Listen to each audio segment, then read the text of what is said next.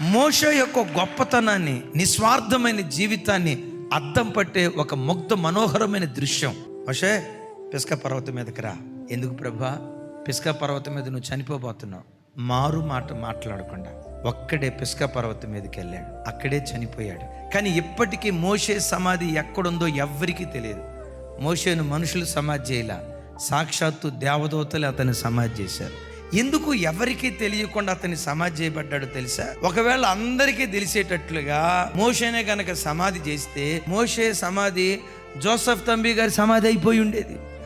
లేకపోతే Bible machine దేవదాసాయి గారు ఉన్నారు కదా, ఆ సమాధి అయిపోయేది. ఎట్లా? ఆ సమాధి చుట్టూ తిరగా దండం పెట్టుకోను, సమాధిలో మట్టి తీసుకోను, నీళ్ళలో పోసుకొని తాగాం, మాకు పిల్లలు పుట్టారు, దేవునికి మహిమ కలుగునుగా. కానీ ఎక్కడ దేవునికి రావలసిన మహిమ మోషే సమాధికి ఇస్తారునని మోషే తన మహిమను వెతకలేదు, కానీ దేవుని మహిమను వెతికాడు.